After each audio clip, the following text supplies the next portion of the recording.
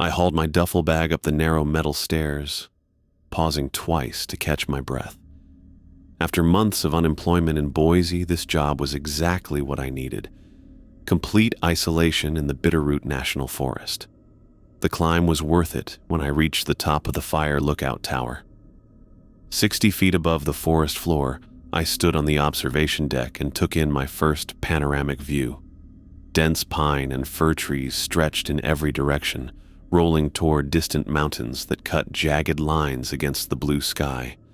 The tower creaked in the wind as I unlocked the door to the observation room. Home, sweet home for the next few months. I dropped my bag on the wooden floor and walked a complete circle around the room, taking in every detail. The space was small but practical. A single bed pushed against one wall, a desk with radio equipment, shelves stocked with basic kitchen supplies, and windows on all sides offering uninterrupted views of the wilderness. "Not bad," I said to the empty room. My voice sounded strange after hours of silence during the drive up. I unpacked methodically, placing clothes in the small dresser, arranging toiletries on the narrow bathroom shelf, and setting up my laptop on the desk. The previous lookout had left 3 weeks ago, according to my briefing, but the place was surprisingly clean. I ran my finger along the windowsill. No dust. Someone had prepared the tower for my arrival. The kitchen area consisted of a mini fridge, a 2-burner propane stove, and a sink with a hand pump. I stocked the cabinet with the non-perishables I'd brought, organizing everything by meal type. My time in construction had taught me that organization makes small spaces more livable. While setting up the radio equipment according to the manual, I noticed something wedged behind the unit. I pulled out a spiral notebook with a faded blue cover. Flipping it open, I found pages filled with handwriting that grew increasingly erratic toward the end. Day 23. Heard it again last night. One entry read in tight, controlled script. I turned a few more pages. Day 31. The suit man was closer today. The writing became more frantic, with deeper pen impressions on the paper. Day 40. Laura's rules aren't enough anymore. I snorted and closed the notebook. Some people weren't cut out for isolation. The previous lookout had clearly gone a bit stir-crazy out here alone. I tucked the notebook into the desk drawer, an amusing souvenir of someone who couldn't handle the solitude I was specifically seeking. The afternoon passed quickly as I familiarized myself with my responsibilities. I studied the maps marked with grid references, practiced using the fire finder, a circular table with sighting mechanisms to pinpoint smoke locations, and read through the standardized radio protocols. The job itself wasn't complicated. Watch for smoke, report accurately, and maintain the equipment. Perfect for someone who needed space from the world. As evening approached, I followed procedure and made my first check-in call. Bitterroot North Tower to base. Reporting arrival and setup complete, over. The radio crackled before a woman's voice responded. Base to Bitterroot North confirmed. This is Laura Garcia. All equipment functioning correctly? Affirmative, I replied. Everything's in working order. Good. Laura's voice sounded distracted, with muffled paper shuffling in the background.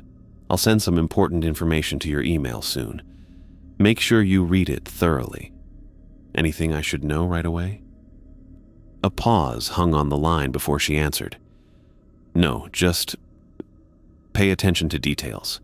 The job requires careful observation.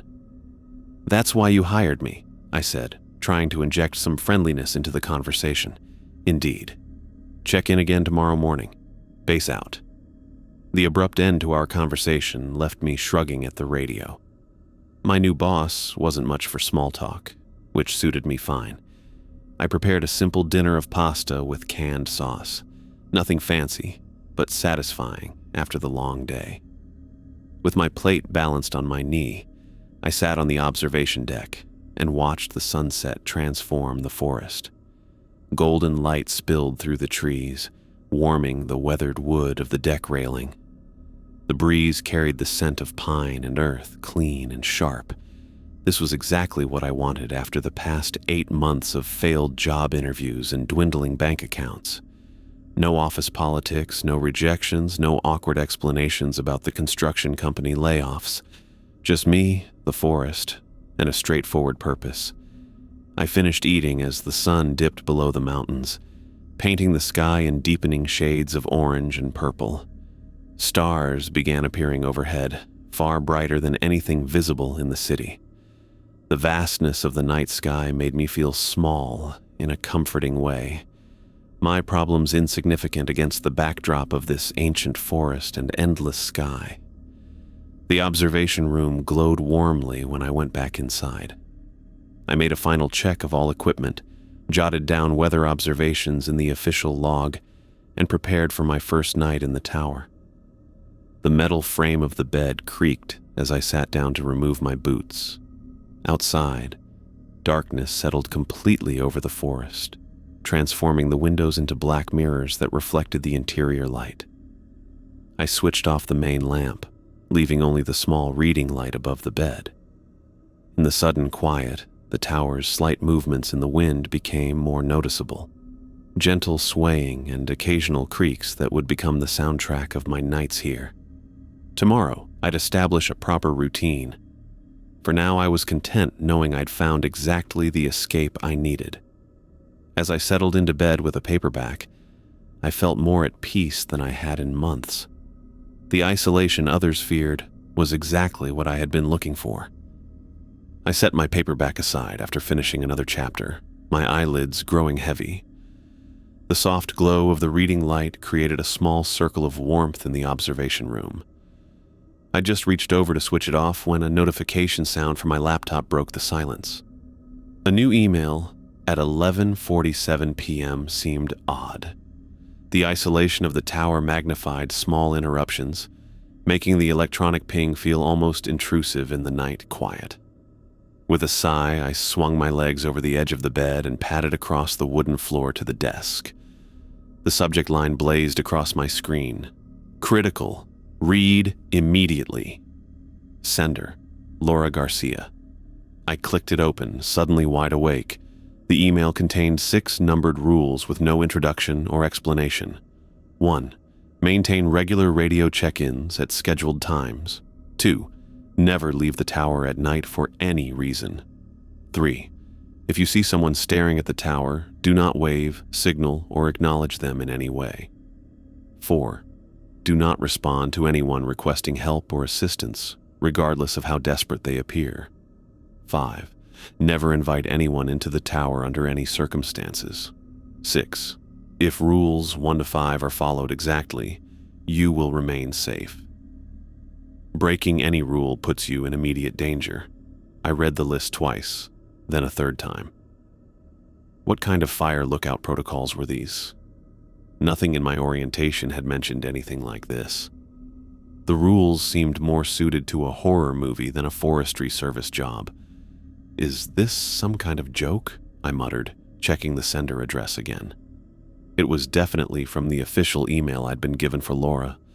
I typed out a quick reply. Received your rules. Are these standard for all lookouts or specific to this tower? I hit send, but the weak signal indicator suggested it might not go through until morning. The notebook I'd found earlier sat in the desk drawer. I pulled it out, suddenly curious to review those paranoid entries in light of these strange rules. The previous lookout had mentioned Laura's rules in one of the later entries. The night had deepened around the tower.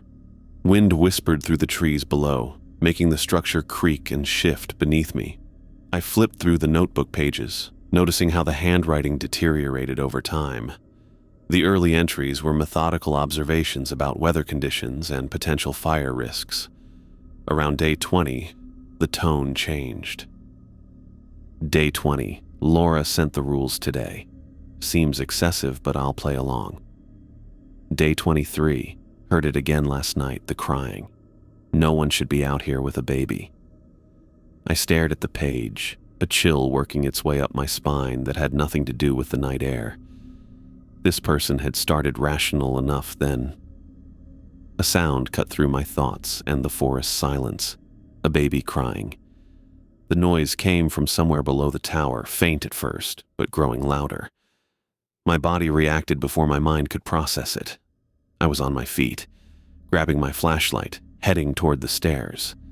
Every instinct I had screamed to investigate. A baby, out here in the wilderness, at night? Impossible, but the crying was unmistakable. I pushed open the door to the observation deck, the metal cold against my palm. The crying grew more distinct, a human sound but wrong somehow, too loud, too clear. It carried through the trees in a way that sound shouldn't. My foot was on the first step down when rule number 2 flashed in my mind. Never leave the tower at night for any reason. I froze, one hand on the railing, the other gripping my flashlight so hard my knuckles turned white. The crying continued, becoming more desperate, more heartbreaking. I swept the flashlight beam across the dark forest below, but the dense trees swallowed the light. "Hello?" I called out, immediately regretting it. What if this was exactly what the rules were warning against? The crying intensified, sounding like a baby in pain or extreme distress. Every fiber of my being wanted to rush down those stairs. What kind of person ignores a crying baby?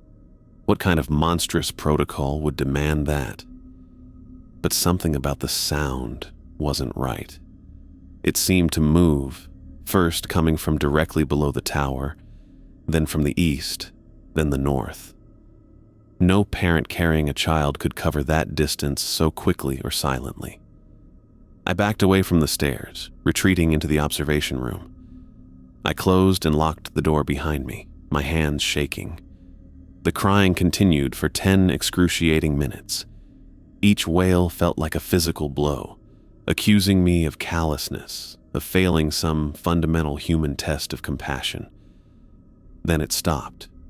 The abrupt silence felt almost as wrong as the crying had been. I didn't sleep that night. I sat in the chair by the radio, occasionally scanning the dark forest with binoculars, seeing nothing but black shapes of trees against the slightly less black sky. My flashlight and the radio remained within reach at all times. As the hours crawled by, I reread the notebook entries, seeing them with new understanding. The previous lookout hadn't gone crazy from isolation. They'd been documenting exactly what I'd just experienced. Day 26. The crying again. Lasted longer this time. Nearly broke the rule, but remembered what Laura said would happen. Day 31. The suit man was closer today, staring for hours. My skin crawls when he watches. Day 40. Laura's rules aren't enough anymore. Something wants in. I hear them trying at night. The sky gradually lightened from black to deep blue to pale gray. Dawn broke over the forest, revealing nothing unusual below the tower. No footprints, no evidence of anyone having been there. Just trees and undergrowth, peaceful in the morning light. At 6 a.m., I made the scheduled radio check-in. My voice sounded rough from the sleepless night. Bitterroot North to base, morning check-in. The radio crackled before Laura's voice came through. Base to Bitterroot North. Status report? I hesitated, unsure how to explain what had happened. I received your email with the rules. And? Her tone was neutral, giving nothing away. I heard a baby crying in the forest last night, for about 10 minutes. A long pause followed. When Laura spoke again, her voice was tight with tension. Did you follow the rules? Yes, I said. I stayed in the tower. The relief in her voice was subtle but unmistakable. Good. Laura, what's going on here? What was that crying? Why these rules? The radio went silent for several seconds. The rules keep you safe. That's all you need to know for now. But continue regular check-ins and maintain vigilance. Base out. The transmission ended, leaving me with far more questions than answers. I stared out at the peaceful morning forest, trying to reconcile its beauty with the wrongness of what I'd heard in the night. I picked up the blue notebook again, turned to a blank page after the last frantic entry, and began to write my own account. The previous lookout had lasted 43 days, according to my briefing. I wondered how long I would last, and what exactly I was up against. Outside, birds called to each other among the trees. The sun climbed higher, warming the observation room. Everything looked normal in the daylight. But I knew when night came again, I'd be facing something the Forestry Service orientation had never prepared me for. I spent the morning after my encounter with the crying baby trying to establish some kind of normalcy. Sleep had evaded me entirely, leaving me with gritty eyes and a dull headache that coffee barely touched. I went through the motions of my duties, logging weather conditions, scanning the horizon for smoke, checking equipment, hoping routine would ground me in reality. The previous lookout's notebook sat open on my desk. I'd added my own entry, documenting the crying baby in clinical detail as if putting it on paper might make it feel less unsettling. My handwriting looked steady compared to the frantic scrawl of the later entries, but I wondered if that would change over time. Lunch was a simple sandwich eaten at the desk while I studied the forestry maps, memorizing terrain features and landmarks. I needed to be good at this job, my actual job, regardless of whatever else was happening here. The maps became a welcome distraction from thoughts of what might be waiting in the forest when darkness fell again. Around 2 p.m, I took up my binoculars for another scheduled scan of the surrounding area. The day was clear, visibility excellent with a light breeze stirring the treetops. I methodically worked my way around the compass points, checking each section for any sign of smoke or unusual activity. Movement near the base of the tower caught my attention. I adjusted the focus on my binoculars. A man in a brown business suit stood among the pine trees, staring directly up at the observation deck. He was absolutely motionless, like a statue placed in the forest as some kind of bizarre art installation. The suit looked expensive, the kind worn in corporate boardrooms, not wilderness areas. He had no backpack, no water bottle, no hiking gear of any kind. My first instinct was to wave. My hand actually started to rise in automatic greeting before Rule 3 flashed through my mind. If you see someone staring at the tower, do not wave, signal, or acknowledge them in any way. I jerked my hand back down and looked away, my heart suddenly pounding. A man in a business suit, miles from any road or trail, made no sense. The wrongness of it sent a cold trickle down my spine. I forced myself to continue my fire watch duties, checking other sections of forest while fighting the urge to look back at him. The binoculars felt heavy in my hands as I pretended to scan the distant ridgelines. My eyes kept wanting to drift back to where he stood. Was this the suit man the previous lookout had mentioned? The thought made my mouth go dry. I checked my watch, 2:15 p.m. The forest around me seemed unnaturally quiet. No bird calls, no rustling of small animals in the underbrush below, just the occasional creak of the tower in the light breeze and my own breathing, which sounded too loud in my ears. 30 minutes crawled by as I busied myself with logging wind patterns and checking radio equipment. When I couldn't resist any longer, I turned back toward where I'd seen the man. He had moved closer to the tower's base, still wearing the immaculate brown suit, still staring upward with that same fixed gaze. He hadn't shifted his posture or expression, just his location, as if he'd teleported rather than walked through the underbrush that should have snagged and dirtied his clothing. My skin prickled with goosebumps. I looked away again, more quickly this time. I reached for the radio, thought about calling Laura, then hesitated. What would I say? There's a man in a suit staring at me. She'd already sent the rules. She knew what was out here, and I wasn't in any immediate danger as long as I followed those rules. Instead, I grabbed my logbook and began writing down weather conditions with forced precision. Wind speed, 5 to 7 mphe from the southwest. Temperature, 68 degrees. Cloud cover, minimal, scattered cumulus. I documented everything I could think of, filling the page with neat columns of data while painfully aware of the man standing below. The minutes stretched into hours. Every time I gathered the courage to glance down, always briefly, never making eye contact through the binoculars, he was there, never moving, never speaking, just staring up at my position with unblinking attention. At 3:45 p.m., I opened a can of beans and heated them on the small stove, going through the motions of eating an early dinner, though I had no appetite. The food tasted like nothing in my mouth. I kept my back to the windows, focusing on the simple task of eating, washing my dish, wiping down the counter. A metallic clang broke the silence. I froze with the dish towel still in my hand. The sound came again, a deliberate footstep on the metal stairs leading up to the tower. Another step followed, then another. Slow, measured, each one reverberating through the structure. I stood perfectly still, my eyes fixed on the wall in front of me. The footsteps continued climbing. 15 steps, 20, 30. They stopped just below the observation deck, just outside the door. The doorknob didn't turn.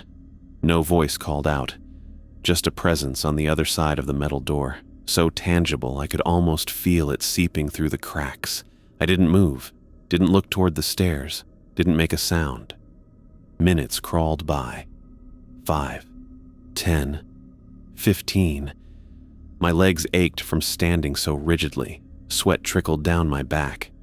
After 20 excruciating minutes, the footsteps began again. This time, descending. The same measured pace growing fainter as they reached the lower sections of the staircase. When the forest had been silent for what felt like another eternity, I finally allowed myself to approach the window. My legs felt wooden, reluctant to move. The forest below was empty. No man in a brown suit. No footprints in the dirt around the tower's base. Nothing but trees and shadows. I sank into the chair at the desk, my legs suddenly unable to support me. My hands were shaking as I picked up the blue notebook and opened it to a fresh page. Day 2, I wrote. The suit man came today. I closed the notebook after writing about the suit man, wondering how many more entries I'd make before either understanding what was happening or becoming as frantic as the previous lookout. The pen felt heavy in my hand as I set it down, my fingers stiff from gripping it too tightly. Evening was approaching. The afternoon encounter had left me drained but wired at the same time, caught in that strange limbo where exhaustion meets hypervigilance. I needed to eat something, to maintain some semblance of normal routine, despite the crawling unease that had settled into my bones. I stood up and stretched, my back cracking after hours of tension. The observation room had grown dim as twilight gathered around the tower. I flicked on the overhead light and moved to the small kitchen area, rummaging through cabinets for something simple. My appetite had vanished, but my body needed fuel. I settled on instant rice and a can of chicken. Basic, but sufficient. While waiting for the water to boil on the propane stove, I made another slow circuit of the windows, scanning the forest in all directions. The trees had taken on that soft blue-gray quality of early evening, shadows lengthening and deepening between their trunks. No sign of the suit man. No sign of anything unusual. Maybe that would be it for today. One test passed. I turned back to my dinner preparations, measuring rice into the pot with mechanical precision. A flash of white caught my eye as I stirred. I stopped mid-motion, the spoon hovering over the pot. Something pale moved between the trees about a quarter-mile from the tower. I reduced the flame to a simmer and moved closer to the east-facing window. There, a figure in white, gliding between the pines. No, not gliding, walking, but with an odd, halting gait. It was a woman in a flowing white dress that caught what remained of the daylight, making it seem to glow against the darkening forest backdrop. I squinted, trying to make out details. She appeared to be moving with purpose despite her uneven steps, occasionally stumbling over unseen obstacles in the undergrowth. And she kept looking up, toward the tower, toward me. My binoculars sat on the desk. I grabbed them, adjusting the focus as I trained them on the white figure. She was young, maybe in her 20s, with long dark hair that fell past her shoulders in tangled waves. Her dress, once probably elegant, was now torn and smudged with dirt, as if she'd been wandering the wilderness for days. Her face, even at this distance, showed clear distress. What was a woman in a white dress doing alone in the forest at dusk? The nearest road was miles away. The nearest hiking trail wasn't much closer. And dressed like that? It made no sense. Unless she was the woman in white from the notebook. She stumbled again, catching herself against a tree trunk. My stomach knotted with concern. Nightfall would come soon. The temperature would drop. Mountain predators would become more active. An uneasy feeling told me she wasn't truly in danger, not from the environment anyway. But my instincts screamed to help. I lowered the binoculars and glanced at the radio. Should I call Laura? Report this? But what would I say that wasn't already covered by her rules? The smell of burning rice jerked me back to the stove. I cursed, moving the pot off the burner. The bottom layer had scorched, filling the small room with an acrid smell. I dumped the ruined dinner in the trash and turned off the stove, my appetite now completely gone. When I looked back out the window, the woman had drawn closer. Much closer than should have been possible in the brief moments my attention was diverted. She was maybe 100 yards from the tower now, her progress through the underbrush unnaturally swift for someone who appeared so lost and fragile. Rule 4 echoed in my mind. Do not respond to anyone requesting help or assistance, regardless of how desperate they appear. But she hadn't asked for help. Not yet. I picked up the binoculars again. Through the lenses, I watched her make her way toward the tower with that same stumbling gait that somehow covered ground with unnatural speed. Her face turned upward more frequently now.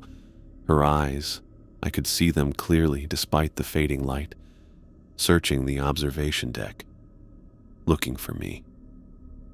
She knows I'm here, I thought, a chill spreading across my skin despite the warmth of the room. Over the next hour, I watched her approach, unable to tear myself away from the window. The forest darkened around her, but her white dress remained visible, almost luminous in the gathering darkness.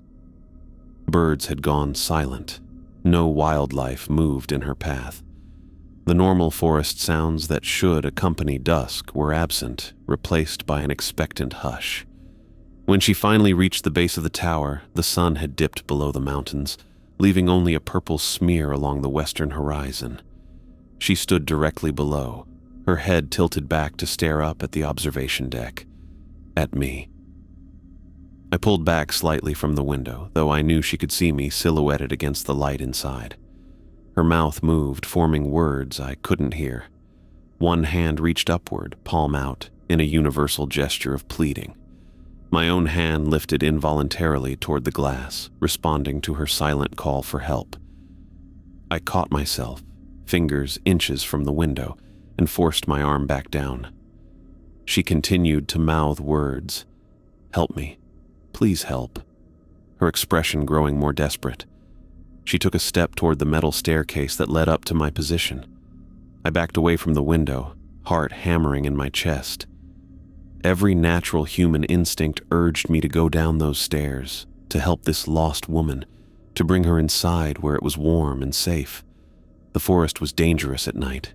She was alone, confused, vulnerable.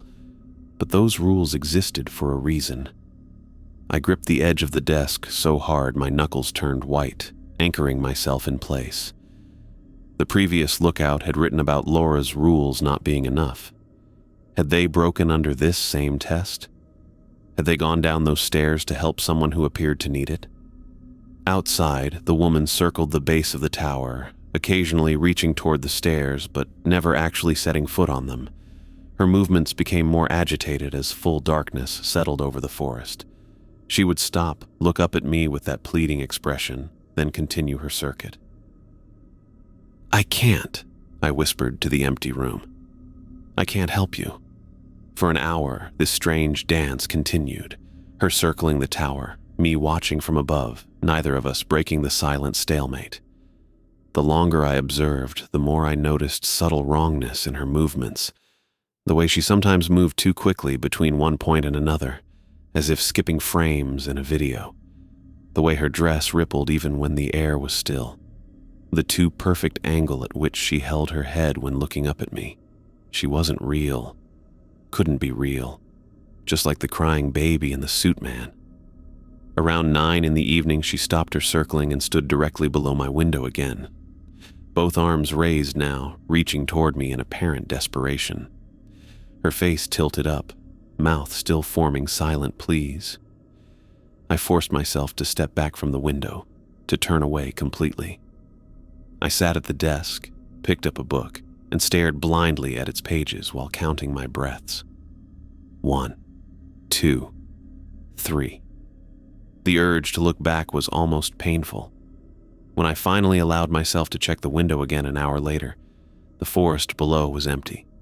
No white dress, no pleading woman, just darkness and trees and the distant call of a night bird that had finally broken the silence.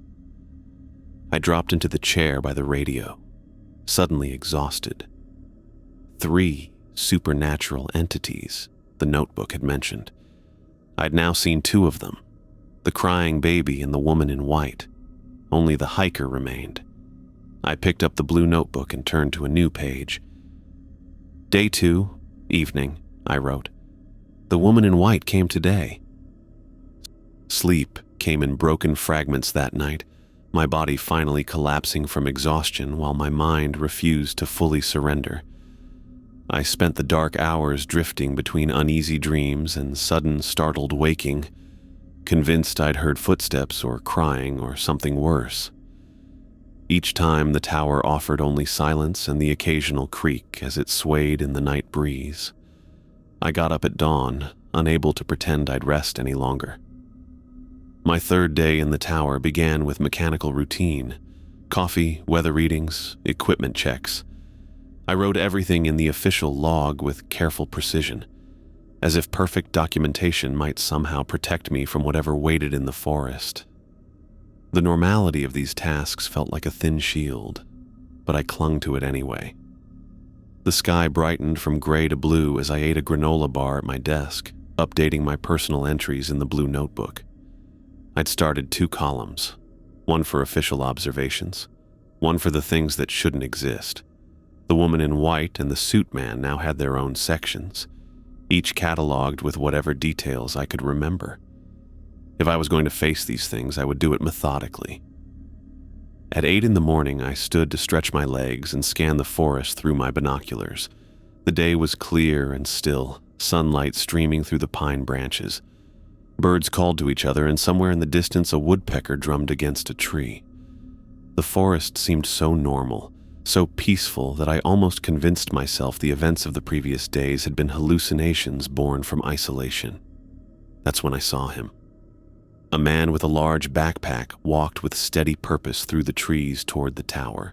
He wore khaki pants, hiking boots, and a blue jacket, completely normal outdoor gear for the area.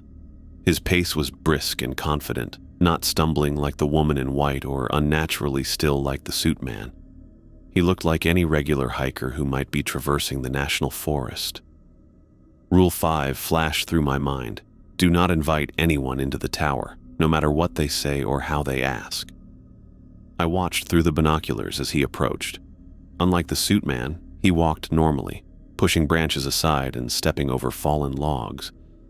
Unlike the woman in white, his movements matched his speed, no jumps or glitches in his motion. He looked completely, convincingly human. When he reached the base of the tower, he paused to look up, shielding his eyes against the morning sun. I pulled back from the window, my heart beating faster. The spiral notebook had mentioned 3 entities. This had to be the 3rd. The metal stairs rang with his footsteps as he began to climb. The sound was different from when the suit man had ascended. These steps had weight to them, a natural rhythm of someone carrying a heavy pack. Hello up there. His voice carried clearly up the stairwell, cheerful and friendly. Anyone home? I remained silent, backing away from the windows and moving to the center of the observation room where I couldn't be seen from below. The footsteps continued up the stairs, steady and purposeful. "Hello," he called again, closer now. I'm a bit turned around. Could you point me toward the Clearwater Trail? His voice sounded normal, a middle-aged man, slightly out of breath from climbing stairs with a heavy pack. Exactly what you'd expect from a lost hiker. But Laura's rules had been specific. No exceptions, regardless of how normal or desperate someone might appear. The footsteps stopped at the observation deck. I heard him set down his pack with a thud. I know someone's in there. I can see the lights on. His tone remained friendly, but with an edge of confusion. I just need some directions. I think I took a wrong turn at the creek crossing. I stood frozen in the center of the room, hands clenched at my sides. Every social instinct urged me to respond, to help this lost person with basic directions. The silence between us felt wrong, rude, cruel even. "Hello?" he called again, knocking on the door. "Park service? Fire lookout? Anyone?" I remained silent, though it physically hurt not to answer. My throat felt tight with the effort of holding back words. He knocked again, harder this time. "Look, I can see movement in there. I know you're inside. I just need simple directions. What kind of person ignores someone who's lost?" His tone had shifted, frustration edging into his voice. The friendliness was fading, replaced by something harder. "This is ridiculous," he said, voice rising. "I've been hiking for 3 days. My GPS broke yesterday. I'm low on water. All I'm asking for is basic human decency." I moved to the desk and picked up the radio, holding it tightly. I wasn't sure what good it would do. Laura was miles away, and whatever was outside my door wasn't something she could protect me from. But holding it gave me something to focus on besides the guilt and fear churning in my stomach. "Hello? Are you seriously just going to stand in there and ignore me?" His voice had lost all pretense of friendliness now. "What's wrong with you?" The irony wasn't lost on me. I'd taken this job to escape people, to avoid human interaction, and now found myself desperately wishing for any human contact that wasn't whatever stood outside my door. A movement through the east window caught my attention. I turned, still clutching the radio, and saw the woman in white emerging from the trees again. Just like yesterday, her white dress seemed to glow against the dark pines. Her movements that same strange combination of stumbling and too fast progress.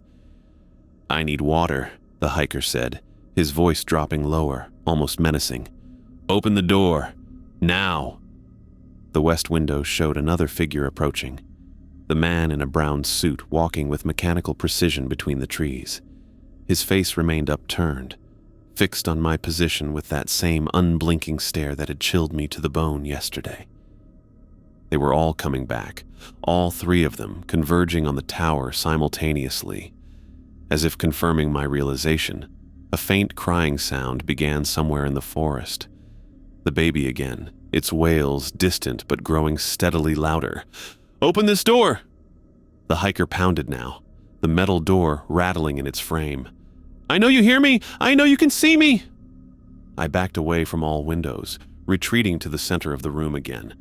The crying grew louder, coming from the north side of the forest now. The baby sounded more insistent than before, its cries taking on a desperate edge that clawed at my protective instincts. Through the south window, I watched the woman in white reach the base of the tower. She tilted her head back, eyes finding mine through the glass with eerie precision. Her mouth moved in those same silent pleas from yesterday, hands reaching upward in supplication. The suit man reached the tower moments later, taking up a position opposite the woman. He simply stood, head tilted back, staring with unwavering focus. "Last chance," the hiker called through the door, his voice now cold and threatening. "Open up or I'll break it down." I glanced at the door. It was metal, solid, but the lock was simple, not designed to withstand determined force. The hinges looked sturdy, but not impenetrable. The crying grew impossibly loud, somehow seeming to come from directly beneath the floor. The sound vibrated through the tower structure, making it hard to think, hard to focus on anything but the primal need to help a child in distress. I needed to secure the door better. My eyes darted around the room, looking for anything I could use as a barricade. The desk was too heavy to move quickly. The bed was against the wrong wall. The small kitchen chair, that would work. I grabbed it and wedged it under the doorknob, angling it to brace against the floor. It wouldn't stop a determined assault, but it might buy me time. The pounding at the door increased, each impact sending vibrations through the metal. The hinges groaned slightly under the force. "I'll give you to the count of 10, the hiker shouted, his voice twisted with rage now, nothing like the friendly tone he'd started with. 1, 2. I grabbed my duffel bag and shoved it against the bottom of the door, creating another small barrier. Then I backed away, radio still clutched in my hand, though I hadn't tried to use it. What would I say? That I was being attacked by things that shouldn't exist. 3, 4, 5. The crying had grown so loud it seemed impossible it came from a single infant. It sounded like it was coming from inside the tower itself, from every direction at once. Through the windows, I could see the woman in white, and the suit man had begun to move in slow circles around the tower's base, like predators waiting for their prey to weaken. They moved in perfect synchronization, maintaining exact opposite positions as they circled. Their heads remained tilted back, eyes fixed on me. 6, 7. I pressed myself against the far wall, as distant from the door as possible in the small space. My breathing came in short gasps. The radio was slick with sweat in my palm. 8, 9. The tower seemed to vibrate with the combined assault. The pounding at the door, the crying that filled every corner of my mind, the oppressive weight of being watched by those unblinking eyes circling below. 10. Something hit the door hard enough to dent the metal slightly inward. The chair legs scraped against the floor but held their position. Another impact followed, then another, the metal groaning under forces no human hiker should be able to generate. I slid down the wall until I was sitting on the floor, knees pulled to my chest. The radio pressed against my ear, though it broadcast nothing but static. The crying had reached a pitch that made my ears hurt. A sound of such raw distress that every cell in my body screamed to respond. Through the windows, I watched the circling figures below move faster, their orbits tightening as they drew closer to the stairs. The woman's white dress fluttered with unnatural motion. The suit man's precise movements never faltered. Another crash against the door. The chair shifted but didn't fall. Time lost meaning as the assault continued. Minutes stretched into what felt like hours, though my watch told me only 45 minutes had passed since the hiker had first appeared. The pounding at the door came in waves, intense, violent barrages, followed by eerie silence that somehow felt even worse. The crying never stopped. The circling figures never rested. "You can't stay in there forever," the hiker called during one of the quieter moments, his voice unnervingly calm again. "Eventually, you'll need to come out. Eventually, you'll make a mistake, and we'll be waiting. We, not I. We." The three of them were working together, coordinating their assault, testing me, testing the rules. Another hour crawled by. The sun climbed higher in the sky, casting shorter shadows through the windows. The beautiful day outside formed a surreal backdrop to the nightmare unfolding around me. At precisely 11 in the morning, everything stopped. The crying cut off mid-wail, leaving a ringing silence.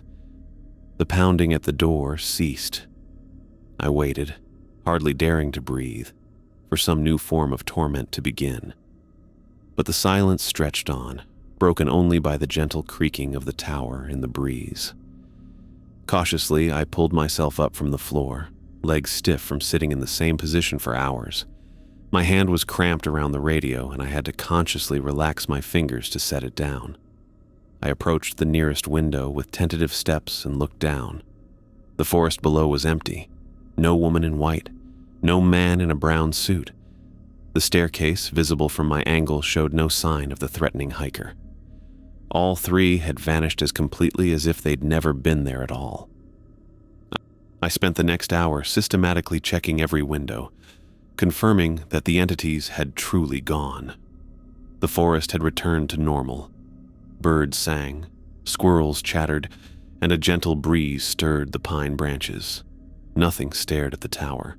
Nothing circled its base. Nothing cried out for help that couldn't be given. When I was certain the immediate danger had passed, I carefully removed the chair from under the doorknob and examined the door itself. The metal was dented in several places, warped from impacts no human could have produced. The evidence of what had happened was right there in bent metal and twisted hinges. This hadn't been a hallucination or a dream. I picked up the radio and called Laura. "Bitterroot North Tower to base, come in," I said, my voice rough from hours of silence and stress. "Base here," Laura replied almost immediately. "Status report." My voice caught and I had to clear my throat before continuing. "I'm alive. All three of them came today. Together. The suit man and the woman from yesterday, plus a hiker on the stairs. They surrounded the tower for over 3 hours." Laura was silent for so long I thought the connection had dropped. "You followed the rules?" she finally asked. "Yes. I didn't acknowledge any of them. Didn't respond. Didn't leave the tower. Didn't let anyone in." Another long silence. "The tests come in waves," she said finally, her voice holding a note I hadn't heard before. Something like respect or perhaps relief. "You passed the first round by following the rules exactly. Most people don't." I sank into the chair by the desk, suddenly exhausted. "The previous lookout lasted 43 days before breaking Rule 2, she finished for me. "Went down to investigate something at night. Never returned. We found the tower empty the next morning, the door standing open." My mouth went dry. "How long do I need to stay here? How long does this go on?" Laura's response came after a measured pause. "Until you can't anymore, or until something changes." "That's not an answer," I said, frustration momentarily overriding my exhaustion. "It's the only one I have," she replied. "Maintain your scheduled check-ins. Keep following the rules. You're doing well." The radio clicked as she ended the transmission. I sat in silence for several minutes, processing everything that had happened. The job description had mentioned isolation, fire spotting, weather monitoring. Nothing about supernatural entities testing my resolve or sanity. Nothing about rules that meant life or death. I picked up the blue spiral notebook and turned to a new page. Under my previous entries about the crying baby, the suit man, and the woman in white, I wrote, "Day 3. The hiker came today. Then all three came together. The tests come in waves," Laura says. "This isn't about watching for fires. It's about surviving something that calls this forest home." I closed the notebook and looked out at the peaceful afternoon forest, knowing that the peace was temporary. They would be back, and next time they might try something new. I set the radio down after Laura's cryptic response, her words echoing in my empty tower. "Until you can't anymore, or until something changes." What kind of answer was that? The kind that made my stomach turn to ice. That's what. The afternoon sun streamed through the windows, turning the observation room golden and peaceful. It was hard to reconcile this warm, quiet space with the nightmare that had unfolded just hours earlier. I got up and walked a slow circuit around the room, examining the dented metal door, the chair I'd used as a barricade, the windows through which I'd watched those things circle below like vultures. My legs felt rubbery, the delayed reaction to hours of adrenaline finally hitting me. I sank onto the edge of the bed, head in my hands, Construction work had never prepared me for this kind of stress. Getting laid off suddenly seemed like a blessing compared to whatever hellish job I'd actually signed up for. I took a few deep breaths, trying to center myself. I needed a plan. If this was my reality now, supernatural entities testing me, trying to make me break the rules, I had to adapt, survive. I'd always been good at adapting. First things first, secure the tower better. The chair under the doorknob had worked today, but barely. What else could I use? I glanced around the small space, taking inventory. The desk was too heavy to move quickly, but maybe I could shift it closer to the door for future emergencies. The bed frame might be dismantled for parts. The shelves contained potential tools. I spent the next hour improvising additional security measures. I fashioned a more stable door brace using the chair and some rope I found in one of the storage compartments, creating a tension system that would be harder to dislodge with external force. I moved the heavier furniture to create a more defensible space. I took stock of everything that could serve as a weapon or barrier. Not that physical defenses would necessarily work against whatever these things were. They had vanished without a trace, after all. But doing something, anything, helped me feel less helpless. When I finished, I stood back and surveyed my work. The observation room looked different now, less like a cozy forest outpost and more like a fortress. The sight should have been depressing, but I felt a grim satisfaction instead. I was adapting, surviving. My stomach growled, reminding me I hadn't eaten since that granola bar at dawn. I made myself a late lunch, canned soup heated over the propane stove, and ate standing up, looking out at the forest that now seemed both beautiful and malevolent. The trees swayed gently in the afternoon breeze, birds flitted between branches, and somewhere a woodpecker resumed its rhythmic drumming, nature continuing as if nothing had happened. As I washed my bowl in the small sink, I tried to make sense of it all. What were these entities? Why were they testing me? And what did Laura know that she wasn't telling me? The blue notebook sat on the desk where I'd left it, my latest entry staring back at me. I sat down and reread what I'd written earlier. Day 3. The hiker came today. Then all 3 came together. The tests come in waves, Laura says. This isn't about watching for fires. It's about surviving something that calls this forest home. I turned to a fresh page and began writing again, trying to organize my thoughts. Day 3, afternoon. I've survived the first wave of tests. Laura said most people don't. I need to understand what I'm dealing with. I flipped back through the notebook, rereading the previous Lookout's entries more carefully now. Their early entries had been methodical, professional, weather conditions, fire risk assessments, wildlife sightings, normal Lookout stuff. The change had come around day 20, when they first received Laura's rules. I studied their handwriting, noting how it gradually transformed from neat, measured script to increasingly frantic scrawls. The progression told its own story.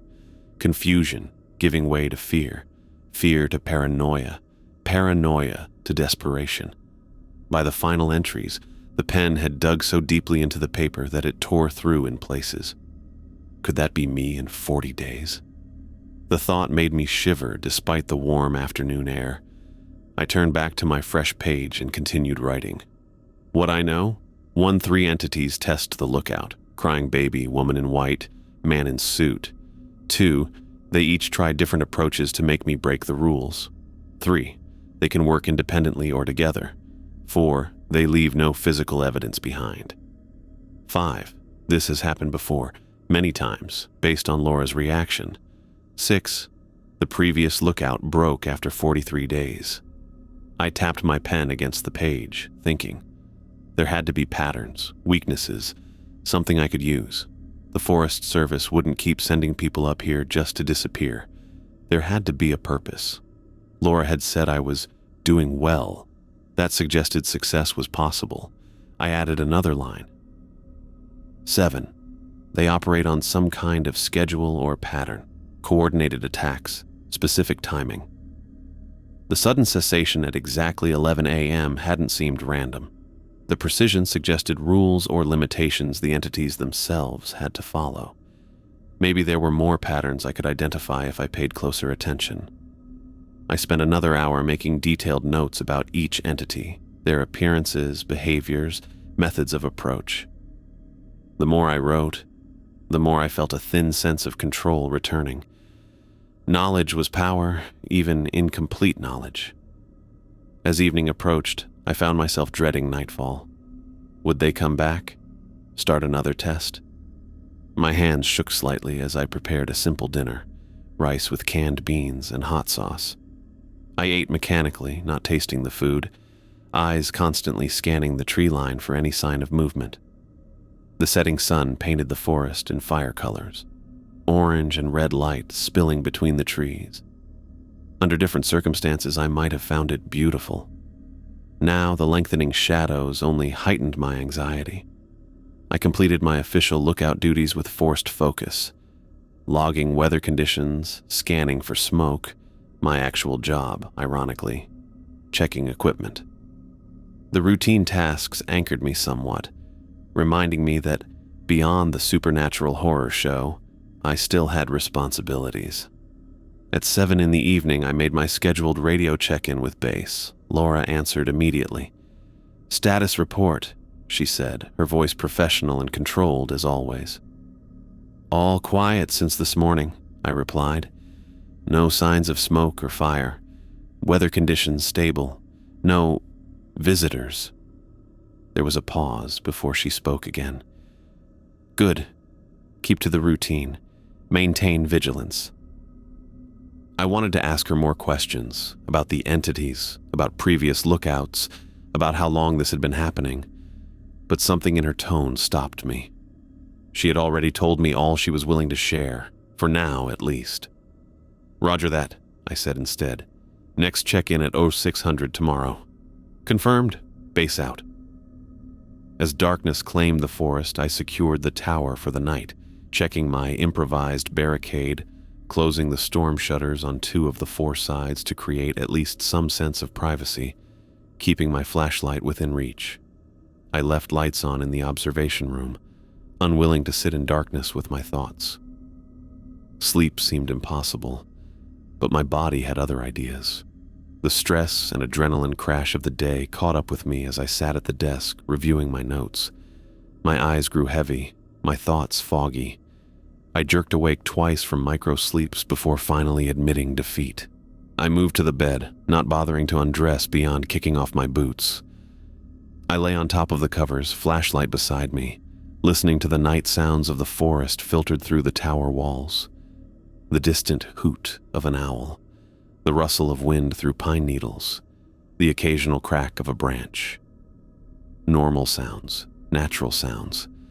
Nothing crying, nothing circling, nothing knocking.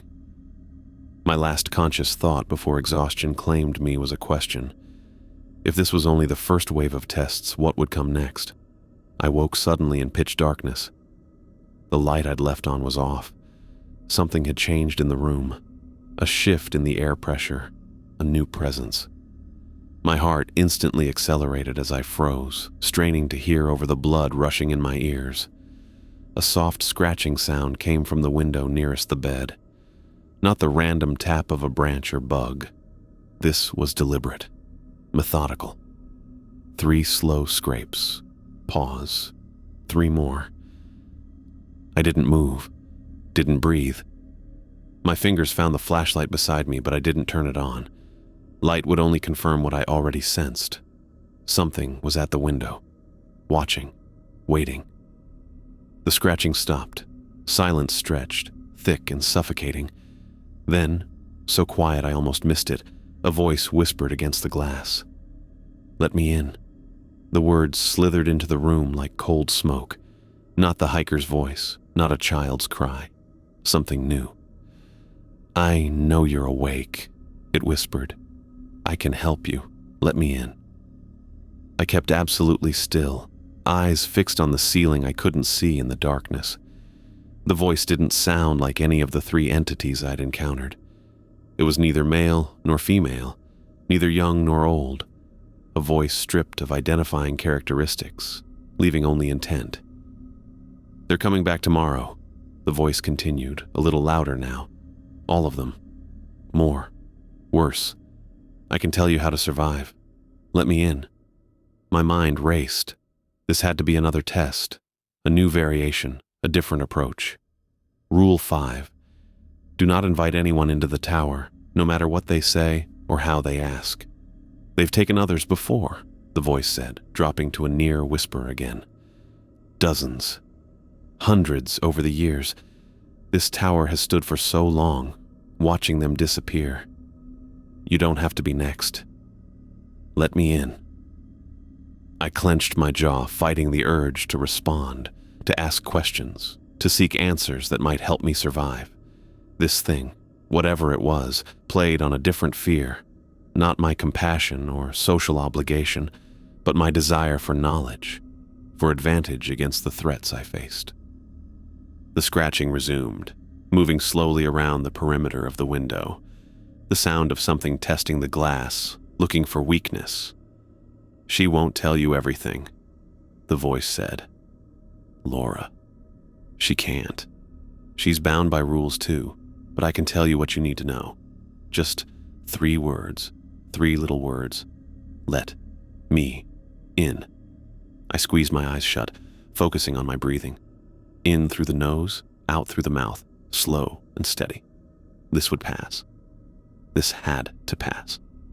"They're getting stronger," the voice continued, now moving to a different window. "The longer you resist, the hungrier they get." Did she tell you that part? Did she mention what happens when they finally break through? A new sound joined the scratching, a light tapping like fingernails against glass. Tap, tap, tap. Pause. Tap, tap, tap. 43 days, the voice mused. That's how long the last one lasted. But the one before that? 39. Before that, 51. They're learning, adapting, just like you're trying to do. It's a game of pattern recognition, isn't it? Both sides learning the rules. Both sides finding the loopholes.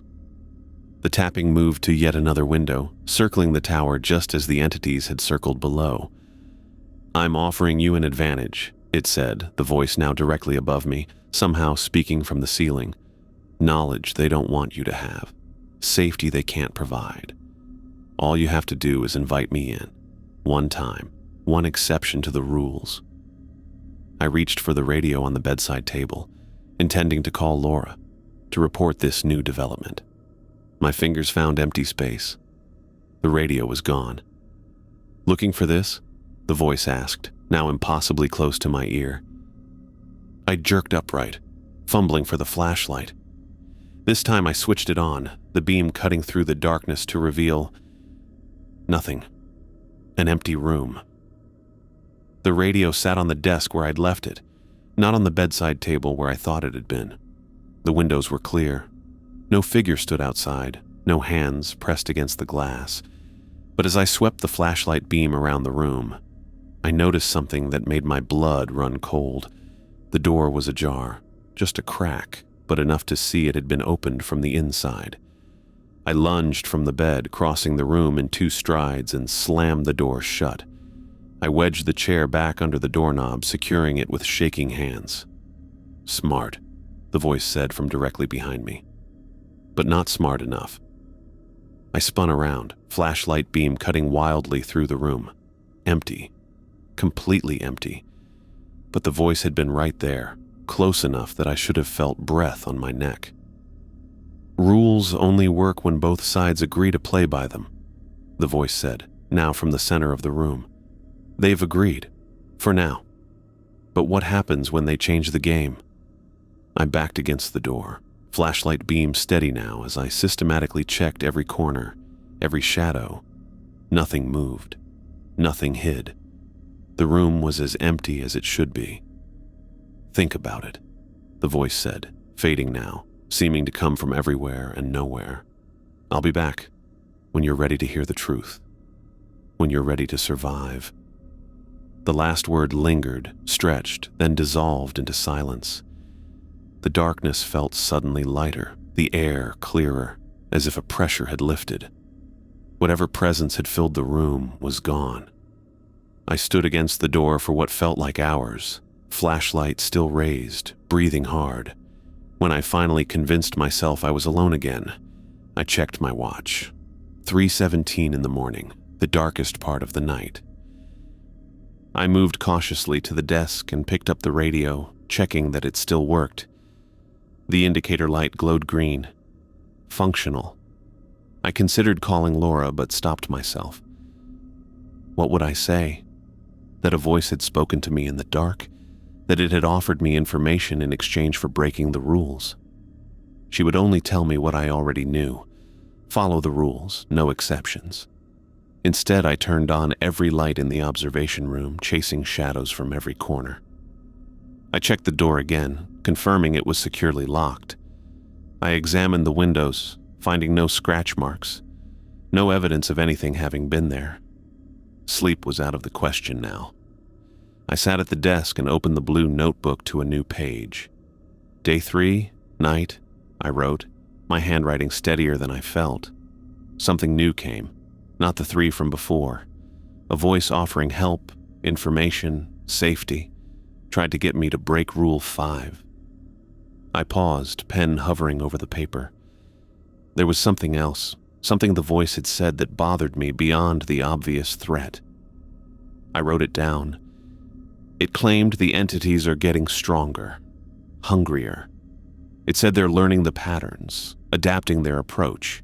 It talked about previous lookouts as if there have been many over a long time. What exactly is this tower watching? I closed the notebook and stared out at the night-dark forest. Dawn was still hours away. I would stay awake until then, lights blazing, watching the tree line for any movement. Tomorrow would bring new tests, the voice had promised. All of them, more, worse. I ran a hand over my face, feeling the stubble that had grown over the past few days. I hadn't thought to pack a razor. Somehow, personal grooming had seemed unimportant for a job watching for forest fires in total isolation. The irony wasn't lost on me. I had sought isolation, and now I was trapped in it, surrounded by things that wanted in. The rest of the night passed in tense vigilance. I alternated between watching the forest, reviewing my notes, and checking and rechecking the door. By the time the eastern sky began to lighten, my eyes burned with fatigue. But I felt a grim satisfaction at having survived another night without breaking the rules. As the first gray light of dawn filtered through the trees, I made coffee on the propane stove and stood by the east window, watching darkness retreat.